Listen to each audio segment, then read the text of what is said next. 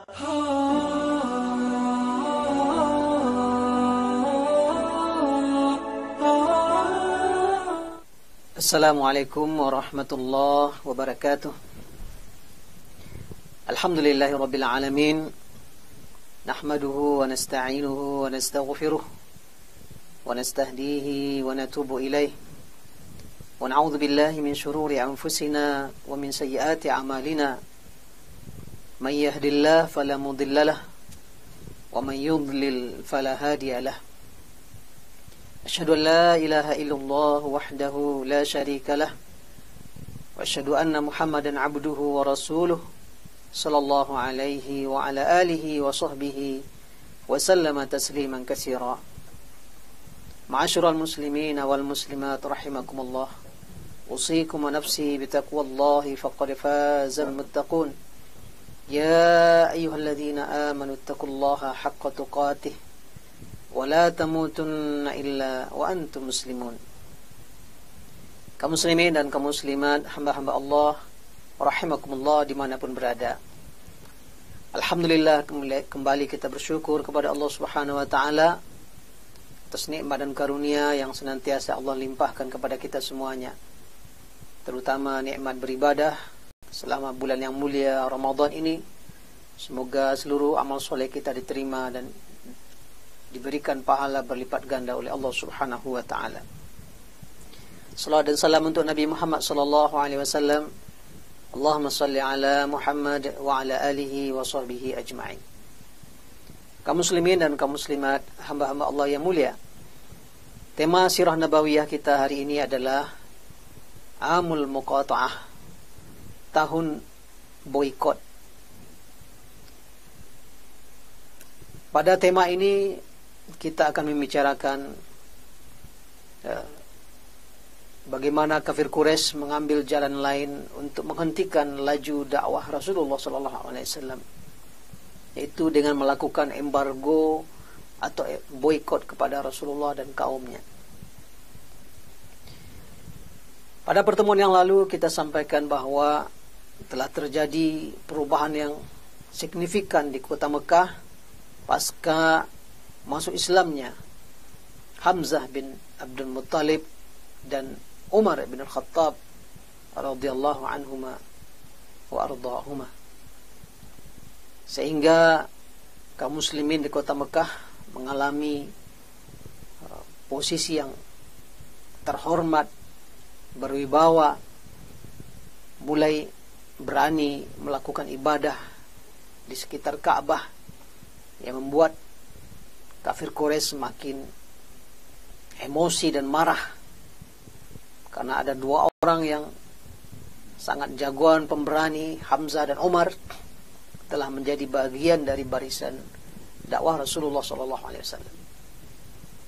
Ini membuat kegoncangan, kegalauan di petinggi-petinggi kafir Quraisy.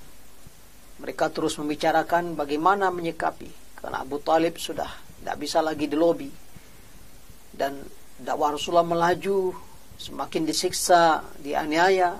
Rupanya ini ada orang-orang baru yang masuk Islam yang menambah kekuatan barisan Rasulullah SAW. Ini menimbulkan kecemasan yang luar biasa di kalangan kafir Quraisy. Maka dalam perundingan mereka kemudian salah seorang petinggi kafir Quraisy, yaitunya Utbah bin Rabi'ah, didengkot kafir Quraisy yang nanti tewas di dalam perang Badar.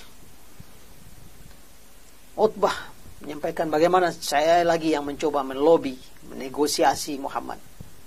Ya, karena Utbah ini juga seorang petinggi kafir Quraisy, seorang penunggang kuda dan sangat mengenal sastra Arab, puisi Arab, dan tentu juga seorang pembicara yang ulung.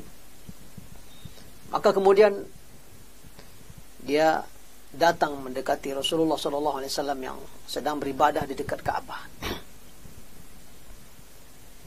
Dia hampiri Rasulullah dan kemudian dia bicara baik-baik.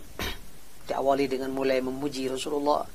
Engkau secara nasab sangat terhormat, secara keluarga sangat kami kenal, dan seterusnya.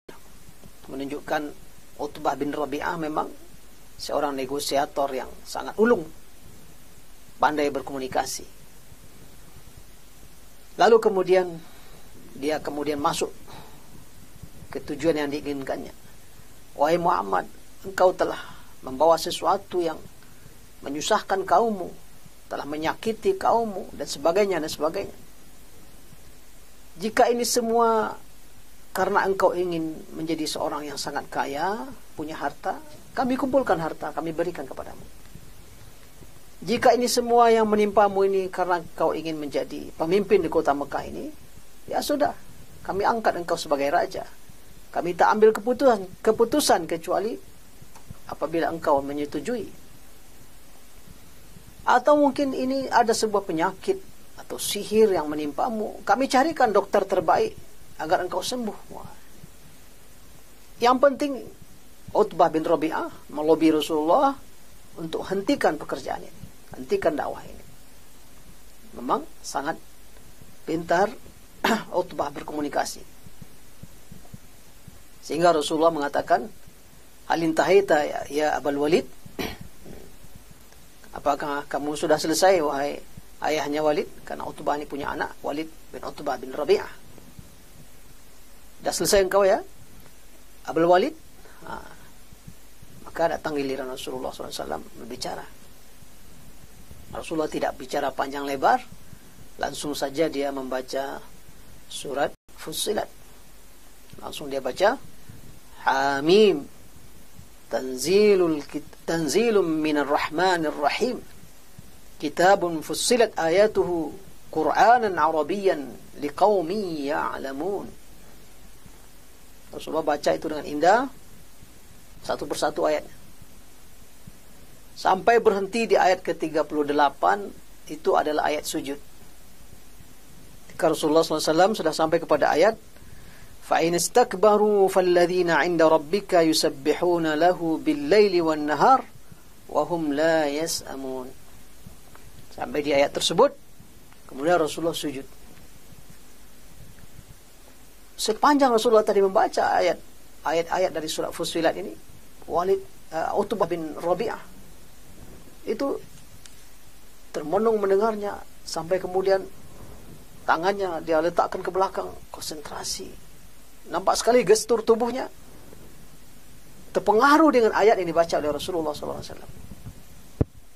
Maka ketika begitu Rasulullah sampai ayat sujud, Rasulullah sujud, Utbah juga sujud. Betul-betul dahsyat, ya. Inilah yang mereka katakan Al-Quran itu menyihir katanya. Makanya mereka menuduh Rasulullah itu tukang sihir. Tapi keindahan Al-Quran, dan mereka juga pemilik bahasa itu sendiri, paham ketinggian bahasanya Al-Quran melebihi bahasa sastra-sastra mereka. Utbah sujud juga bersama Rasulullah. Nah, setelah sujud, Rasulullah berkata kepada Utbah, "Itu saja dari saya. Silakan kamu merespon." Mimik wajah dan rona wajah Utbah itu sudah berubah. Dia langsung bangkit dan balik kepada kaumnya. Dan dia katakan sampai di kaumnya heran. Berangkat tadi dengan wajah emosi, dengan mimik yang nampak sekali seorang yang sangat marah, ya, dan juga sangat percaya diri dia akan bisa menaklukkan Muhammad, ya, atas nama Quraisy datang. Sekarang balik, wajahnya sudah berubah. Heran semuanya. Maka Utbah bin Rabi'ah mengatakan, ketika ditanya oleh kaumnya, "Apa yang menimpamu? Wajahmu sudah berubah." Kata Utbah, "Saya mendengarkan sesuatu. Ini bukan sihir. Ini bukan puisi ini. Ini betul-betul luar biasa kalimatnya." Maka Utbah pun dituduh sudah disihir oleh Muhammad. Jadi petinggi kafir Quraisy pun juga terpedaya dengan indahnya Al-Quran. Nah, ini suasana yang terjadi pasca Islamnya Hamzah, Islamnya Umar. Dan waktu itu juga Abu Talib, karena sikap kafir Quraisy sudah semakin luar biasa, melihat suasana di kota Mekah sudah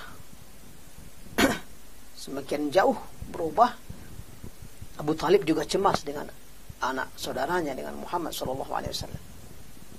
Maka Abu Talib mendatangi Bani Hashim dan mendatangi Bani Abdul Muttalib, memastikan kedua kabilah besar ini supaya berpihak kepada Muhammad, karena ini dia melihat, membaca situasi perkembangan ini semakin memburuk, maka dia mengkhawatirkan keselamatan diri Rasulullah SAW.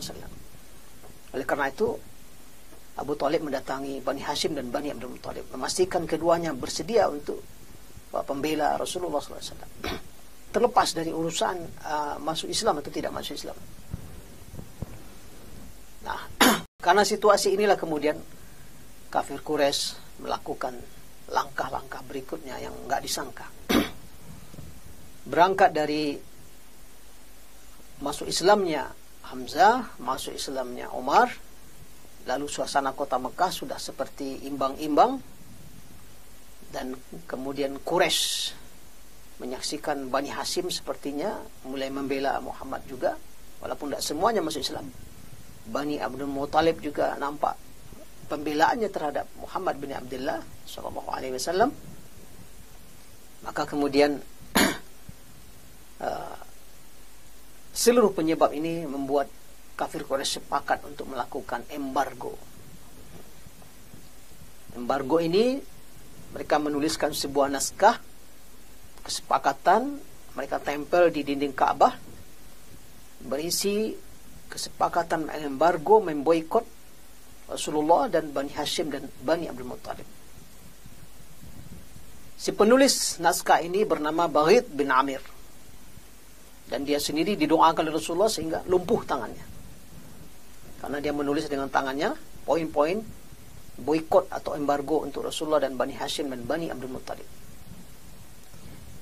Isi dari embargo itu adalah dilarang menikah dengan Bani Hashim dan Bani Abdul Muttalib, dilarang membantu dan setia kepada mereka, dilarang berinteraksi, bergaul, ya, jaga jarak, menjauh dari, bertemu dengan Bani Hashim, bertemu dengan Bani Abdul Muttalib, menjauh, ya. Seperti orang lari dari corona semungkinnya, menjauh. Dilarang jual beli, dilarang berkomunikasi dengan dua kabilah ini, boikot rumahnya. Nah, ini lebih kurang kandungan naskah muqata'ah, embargo kafir Quraisy terhadap Rasulullah SAW dan Bani Hashim, Bani Muttalib. Jadi betul-betul diembargo, nggak bisa berinteraksi, nggak bisa berjual beli, nggak bisa berkomunikasi, nggak bisa menikah, nggak boleh bergaul, ya. Mungkin seperti yang dialami oleh saudara kita di Gaza, Palestina. Satu provinsi kecil diembargo oleh Israel, diembargo seluruh dunia. Tidak ada bisa barang masuk, tidak bisa orang keluar. Ya, mereka kurung. Ya, tentu tujuannya nanti ini akan kelaparan, ada yang mati, lalu nanti akan menyerah. Gitu. Setidaknya kafir Quraisy berharap Bani Hashim, Bani Abdul Muttalib mundur, tidak jadi lagi membela Muhammad, sehingga tersisalah Muhammad saja dengan segelintir orang yang masuk Islam. Setelah itu mereka bisa menyelesaikan. Ini tekanan yang luar biasa. Maka mereka tempelkanlah naskah ini dan diumumkan ke seluruh khalayak penduduk kota Mekah, dan semuanya tentu karena mayoritas masih kafir, mereka laksanakan dan patuh dengan embargo dan dokumen atau pengumuman embargo total kepada Bani Hashim dan Abdul Muttalib. Nah, kaum muslimin dan kaum muslimat, hamba-hamba Allah rahimakumullah dimanapun berada, akibat dari embargo ini Rasulullah dan Bani Hashim dan Bani Abdul Muttalib menyingkir ke Syu'ab Abu Talib, ya, ke sebuah tempat kawasan keluarga besar Abu Talib. Bani Hashim dan Bani Abdul Muttalib semuanya bergabung bersama Rasulullah, baik mereka yang masuk Islam ataupun mereka yang enggak Islam. Jadi memang fanatisme kesukuan di Arab ini luar biasa sampai hari ini. Jadi membela anak atau keponakan, ya, satu suku itu memang sangat kuat. Maka Bani Hashim, Bani Abdul Muttalib, walaupun mereka belum masuk Islam, semua akhirnya menyatu, berkumpul di Syu'ab Abu Talib. Ya, tentu begitu embargo ini berjalan, mulailah terasa betapa susah mereka mengakses makanan. Ya, mereka tidak bisa berjual beli. Ya, sumber makanan dan minuman yang ada mereka miliki lama kelamaan menipis, sampai-sampai mereka mengalami sakit, memakan dedaunan yang sudah keras, mengering. Kalaupun mereka berusaha untuk berjual beli, ada juga sebagian yang mau menjual tapi harga dilambungkan tinggi. Kalau Bani Hashim yang membeli, harga mahal. Kalau Bani Abdul Muthalib yang membeli, harga dimahalkan. Begitu terus berlangsung lebih kurang selama 3 tahun. Jadi sejak tahun ke-5 atau menjelang ke-6 kenabian sampai tahun ke-8 atau menjelang tahun ke-9 kenabian, terjadi embargo yang luar biasa ketat. Dan ini Rasulullah bersama Bani Hashim, Bani Abdul Muthalib mengalami kesulitan dan kelaparan. Sebagian bahkan ada yang mengalami meninggal dunia karena lapar. Tapi kemudian dengan izin Allah Subhanahu wa taala, semakin keras embargo ini, rupanya kesusahan yang menimpa Bani Hashim dan Bani Muthalib ini, mulai ada beberapa kabilah lain yang merasa empati, tak tega melihat ada saudara sekota sendiri, ada yang menjadi mati kelaparan, ada yang tidak makan. Maka bermuncullah satu persatu empati dan mereka akhirnya ada yang membantu. Lalu diinisiasi oleh Hisham bin Amr dari kalangan Bani Hashim. Dia mulai secara diam-diam dari luar Bani Hashim dan Bani Abdul Muthalib, diam-diam mulai membantu. Dia melakukan inisiasi, melobi beberapa orang untuk membantu Bani Hashim dan Bani Abdul Muthalib. Mulailah Hisham bin Amr ini melobi Mut'im bin Adi, petinggi kafir Quraisy, melobi Abul Bukhtari dan petinggi-petinggi kafir Quraisy yang lainnya untuk agar segera menghentikan boikot ini. Dan di tengah boikot ini juga Rasulullah kemudian mengabarkan bahwa itu dokumen atau piagam boikot yang sudah ditempel di Ka'bah itu sudah habis, itu dimakan rayap, kata Rasulullah. Ya. Orang-orang nggak memperhatikan, tidak datang ke Ka'bah. Apa yang sudah menimpa dokumen boikot ini atau embargo ini. Rasulullah kabarkan kepada para sahabat, itu dokumen sudah habis. Nah, rupanya setelah lobby-lobby yang dilakukan oleh Hisham bin Amr kepada Abul Bukhtari, kepada Mut'im bin Adi dan petinggi-petinggi kafir Quraisy yang lain, berhasil mereka lobby dan mereka kemudian datang ke Ka'bah ingin mencabut dokumen atau naskah dan membatalkannya. Tapi ternyata begitu mereka sampai di Ka'bah ingin membuka, ternyata naskah boikot ini memang seperti yang Rasulullah katakan. Padahal Rasulullah jauh dari Ka'bah. Mereka terkurung di Su'ab Abu Talib, tidak pernah melihat, tidak pernah ke Ka'bah lagi. Tapi ternyata betul. Begitu mereka sampai di Ka'bah, dokumen itu semua dimakan rayap, tersisa kalimat Bismikallahumma, dengan nama Allah. Selebihnya dimakan oleh rayap. Dan ini menjadi mukjizat dan bagi Rasulullah SAW, sehingga yang lain pun akhirnya semakin mengakui kenabian Rasulullah SAW. Dan kemudian berakhirlah embargo tersebut dengan inisiasi beberapa orang di kalangan kafir Quraisy, dan memang naskahnya pun juga sudah hancur dimakan rayap. Dan demikian mereka akhirnya menghentikan embargo, dan Rasulullah dan para anggota kabilah Bani Hashim dan Bani Abdul Muthalib bisa kembali ke rumah mereka masing-masing. Masa 3 tahun yang sangat-sangat susah, dalam kelaparan, kekurangan makanan dan minuman, dalam kehidupan yang sangat sulit, dan berakhir selama lebih kurang itu 3 tahun.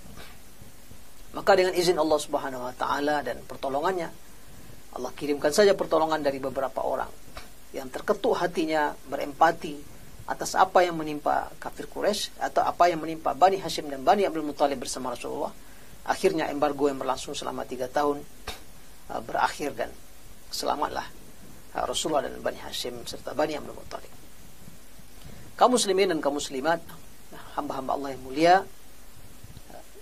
dari penggalan kisah datangnya Utbah bin Rabi'ah Abul Walid melobi Rasulullah sampai kemudian terjadinya peristiwa embargo dan sampai berakhir, kita memetik beberapa pelajaran yang bisa kita ambil. Yang pertama, musuh-musuh Islam akan menggunakan berbagai cara untuk menghentikan dakwah Islam. Ini sudah dapat kita saksikan. Setelah intimidasi, ancaman, siksaan, penganiayaan, datang lagi ada yang melobi dengan kejagoan dalam kepandaiannya dalam berkomunikasi, mencoba melobi dan menawar Rasulullah SAW dengan tawaran yang menggiurkan jabatan, harta, kekuasaan, dan berbagai fasilitas. Tapi Rasulullah SAW menjawabnya dengan Al-Quran. Jadi perlu kita sadari, sampai akhir zaman pun, sampai hari kiamat pun, seluruh musuh-musuh Allah Subhanahu Wa Taala akan terus berupaya memadamkan cahaya Allah ini, memadamkan agama Allah ini dengan berbagai cara. Tidak bisa dengan lobby, maka mereka lakukan embargo. Embargo yang sangat-sangat menyusahkan. Pelajaran kedua yang bisa kita ambil dari peristiwa ini adalah boikot atau embargo memang salah satu alat tekan yang sangat kuat, alat tekan yang luar biasa untuk mengintimidasi sekelompok kaum. Dan seperti yang kita katakan tadi, apa yang menimpa saudara kita di Gaza diembargo oleh Israel dengan seluruh para pendukungnya. Tapi sampai saat ini masyarakat kita, saudara-saudara kita kaum muslimin di Gaza, Palestina masih terus bertahan. Sudah puluhan tahun mereka diembargo, sampai mereka sangat sulit makan dan minum. Air yang mereka makan dan mereka minum adalah air laut yang disuling secara sederhana, sehingga untuk mandi saja susah. Air yang masih asin, kalau kita pakai sabun tak ada busanya. Ya, makanan terbatas, minuman terbatas. Karena yang bisa lolos masuk sangat sedikit melalui jalur terowongan bawah tanah, pasar gelap dan sebagainya. Mungkin juga seperti itu yang dialami dahulu oleh Rasulullah SAW dan Bani Hashim. Ada juga yang diam-diam melalui jalur tikus, ya, jual beli dengan Bani Hashim dan Bani Abdul Muttalib. Jadi sebuah embargo dan boikot memang alat tekan yang luar biasa yang bisa mematikan orang. Ini pelajaran kedua yang bisa kita ambil dari peristiwa embargo. Pelajaran ketiga adalah di sini kita tangkap urgensi kekuatan ekonomi Islam, urgensi kemandirian umat Islam dengan kebutuhan hidupnya. Apabila umat Islam mampu menghasilkan sendiri makanannya, mampu menghasilkan sendiri minumannya, mampu menghasilkan sendiri apa yang mereka pakai, apa yang mereka gunakan, wah, ini umat akan kuat, umat akan mandiri, umat akan kokoh. Apalagi kalau umat kemudian mampu mandiri untuk menghasilkan apa yang melindungi diri mereka. Mereka mampu mandiri menghasilkan persenjataannya, tidak beli kepada musuh. Wah, ini umat Islam atau negara Islam bisa menjadi kuat. Ini yang tak diinginkan oleh negara-negara kafir. Tapi kalau umat, apa yang dimakannya datang dari orang lain, apa yang diminum datang dari orang lain, apa yang dipakai datang dari orang lain, wah, ini memang sangat berbahaya dan riskan. Banyak sekali memang negara-negara Islam yang kaya raya seperti negara Teluk sangat tergantung dengan impor yang dimakan, yang diminum, yang dipakai. Ini sangat riskan sebenarnya. Umat Islam mesti mampu menyediakan makanan sendiri, pakaian sendiri, minuman sendiri, kebutuhan sembako sendiri. Kalau tidak, bila terjadi sesuatu pertempuran, peperangan, tentu umat akan mudah sekali dipatahkan dan dimatikan oleh lawan dengan memutus sumber-sumber ekonominya. Terakhir, pelajaran keempat yang bisa kita ambil dari peristiwa embargo, adanya tokoh-tokoh, figur-figur yang terus berempati dengan Islam, walaupun dia tidak seorang Muslim, itu tetap bisa dimanfaatkan, bisa tetap dibutuhkan. Karenanya, umat Islam tentu tidak boleh menutup diri dalam komunikasi, dalam berinteraksi. Bisa jadi ada pihak-pihak yang non-Muslim yang secara personal, secara terbatas, mereka memiliki rasa empati. Tanpa menggadaikan iman, tanpa mengganggu akidah dan tauhid kita, hubungan baik ini bisa menjadi modal untuk menjaga umat Islam. Dalam perjalanan perjuangan dakwah Islam, ada saja orang-orang yang non-muslim juga kemudian ikut membantu umat Islam yang sedang tertindas. Seperti yang kita katakan tadi, saudara-saudara kita di Gaza, banyak juga non-muslim yang membantu mereka. Dari negara-negara Eropa yang peduli dengan kemerdekaan, kebebasan, hak-hak azazi manusia. Akhirnya mereka juga mampu menerobos, baik melalui darat, melalui laut, dan sebagainya, datang menuju ke Gaza, mengantarkan bantuan dan sebagainya. Itu mungkin saja terjadi. Maka tentu dalam situasi-situasi yang sulit dan sangat rumit, dan umat Islam dalam keterbatasan butuh dukungan. Dukungan utama tentunya umat Islam sendiri, sesama saudara sesama muslim di tempat lain. Tapi kalau ada non-muslim juga yang berempati memberikan dukungan dan bantuan, itu adalah sesuatu yang juga bisa digunakan. Nah, ini pelajaran yang bisa kita ambil dari peristiwa berkembangnya dinamika dan lobby-lobby kafir Quraisy kepada Rasulullah SAW sampai kepada tingkat muqata'ah atau boykot dan embargo terhadap Rasulullah dan dua kabilah besar, Bani Hashim dan Bani Abdul Muttalib. Mudah-mudahan apa yang kita sampaikan pada penggalan sirah nabawiyah ini bisa memberikan kepada kita wawasan dan pencerahan dan menjadi panduan bagi kita dalam terus berjuang di jalan Allah Subhanahu wa taala dan berdakwah menyebarkan ajaran Islam kepada umat manusia. Demikian aku qouli hadza wa astaghfirullah li wa lakum wa li sairil muslimina wal muslimat wal mu'minina wal mu'minat fastaghfiruh innahu wal ghafurur rahim. Wallahu a'lam wa a'lam bissawab. Assalamualaikum warahmatullahi wabarakatuh. Yuk dukung program dakwah Islam di Radio SIP FM. Salurkan donasi Anda melalui rekening BNI Syariah 12300002112 atas nama PT Radio Suara Indah Pesona Prima.